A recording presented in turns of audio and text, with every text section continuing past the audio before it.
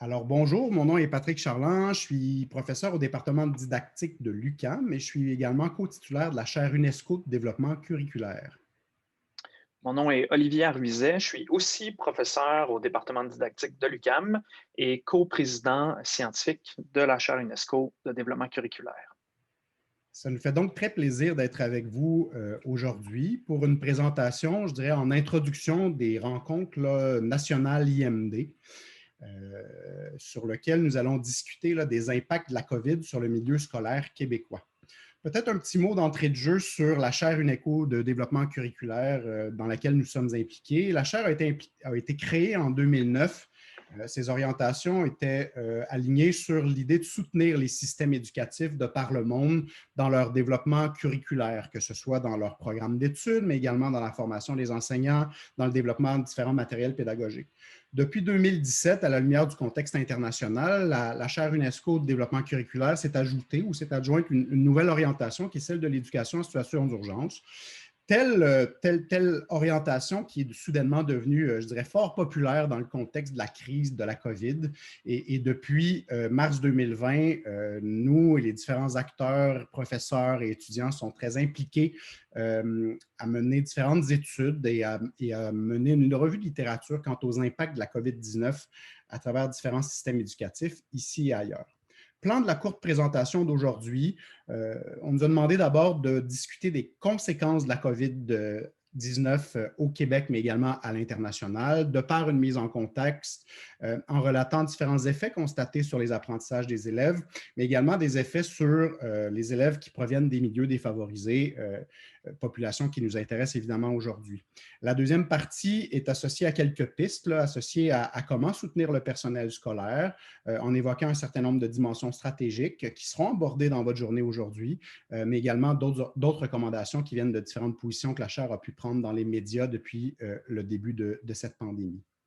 Donc, dans cette première partie sur les conséquences de la COVID dans les systèmes éducatifs, peut-être une première mise en contexte international, rappelant qu'au pic de la pandémie et de la première vague, 1,5 milliard d'apprenants évalués dans des systèmes éducatifs qui ont complètement fermé leurs institutions. C'est presque 85 des écoles de la planète qui étaient fermées.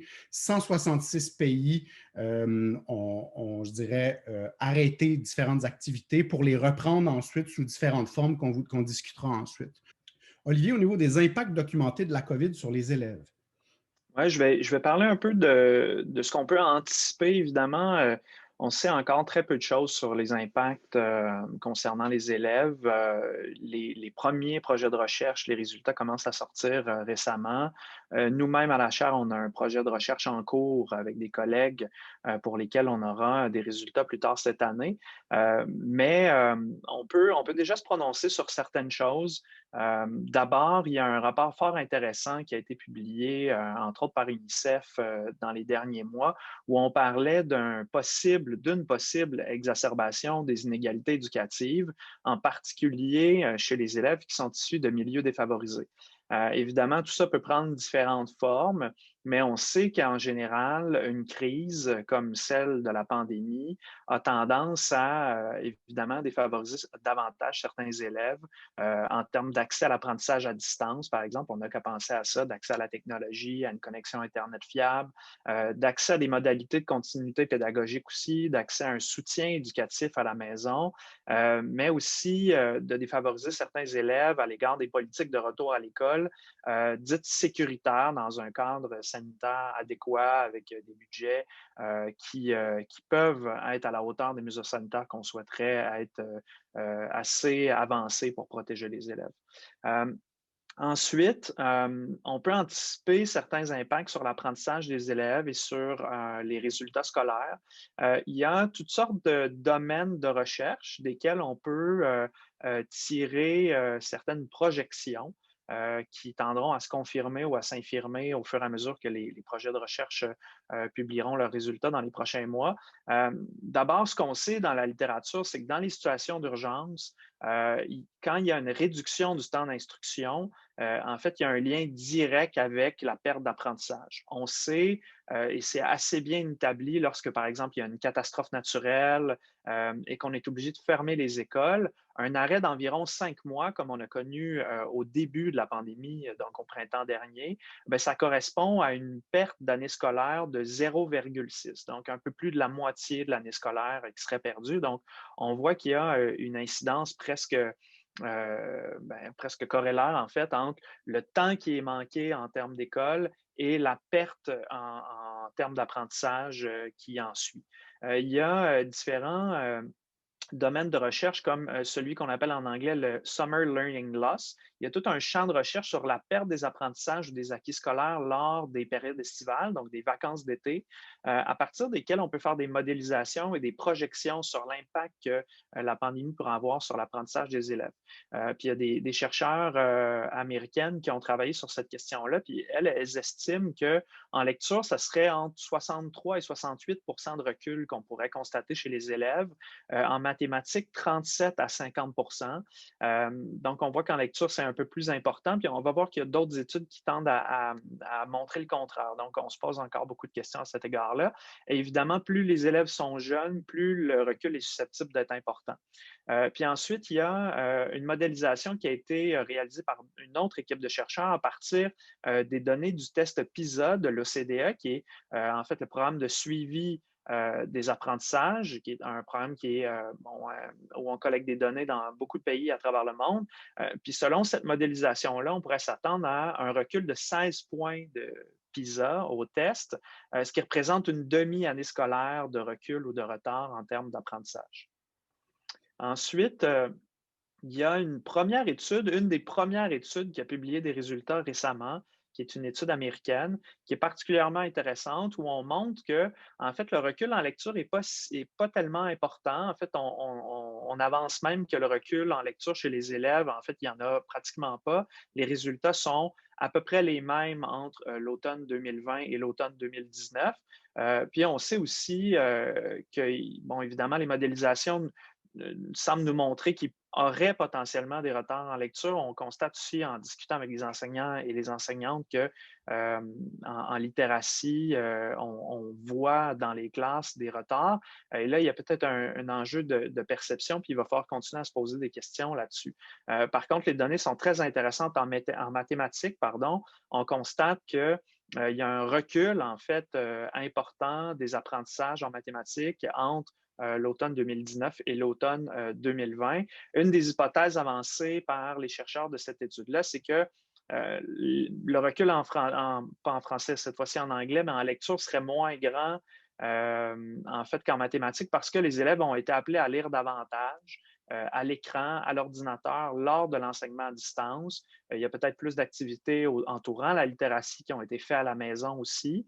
Malgré tout, fait intéressant, on sait que les ressources en mathématiques d'apprentissage en ligne sont assez nombreuses, autant au primaire qu'au secondaire, et pourtant, on constate un recul important. On sait aussi, selon une étude canadienne, que l'abondance de ressources en ligne, des fois, est contre-productive pour les enseignants, les enseignantes, mais aussi les parents. Il y a peut-être un effet de ce côté-là sur les apprentissages en numératie.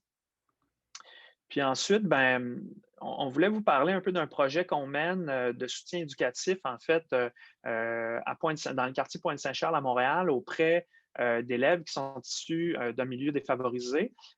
Et on a des constats préliminaires. En fait, les enseignants et les enseignantes avec qui on travaille, avec qui on donne un coup de main en soutien éducatif avec certains élèves, constatent des retards, en fait, particuliers.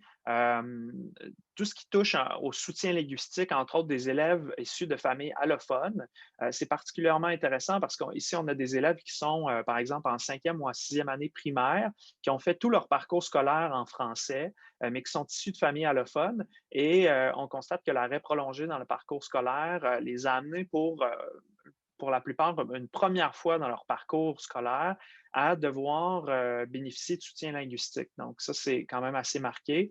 On constate aussi un recul dans la capacité de résolution de problèmes chez certains des élèves.